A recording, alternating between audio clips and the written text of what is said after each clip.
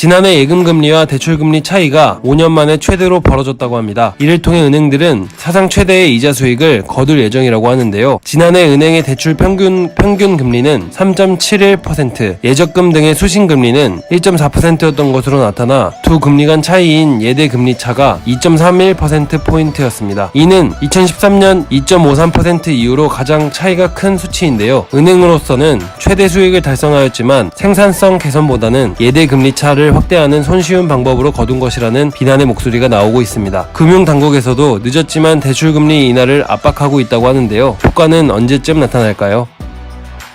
주 52시간 근로시간 단축 이후 당연히 예상했던 경영계의 반발 외에도 근로자들의 반발 또한 있었는데요. 초과 근로시간이 줄게 되면 월급 봉투 또한 얇아지기 때문입니다. 일을 덜하면 되지 라고 쉽게 생각할 수 없는 이유는 바로 기본금보다 수당들이 더 큰 비상식적인 임금 구조 때문인데요. 급속한 산업화 성장 시기 자리 잡은 과거 정부의 임금 가이드라인 정책의 흔적입니다. 억제된 기본급 상승 이후 언제든지 조정 가능한 초과 근로수당은 그동안 기업의 큰 무기가 되었고 지금까지 싼 값의 노동력을 공급받을 수 있는 원동력이 되었습니다. 문제는 노동자들이 스스로의 근로시간을 포기할 수 없는 걸림돌까지 되었다는 것이죠. OECD 회원국 중 최장시간 근로국이라는 오명을 벗기 위해서는 근로자들을 위한 건강한 임금체계가 도입되어야 할 것 같습니다.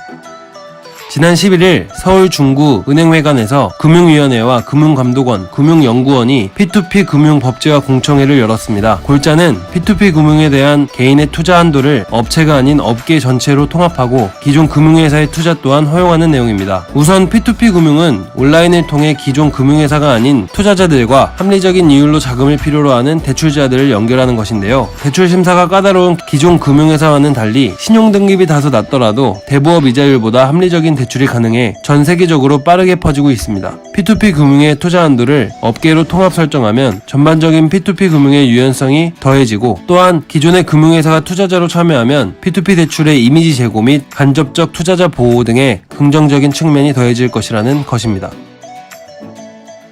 지금까지 한발 늦은 뉴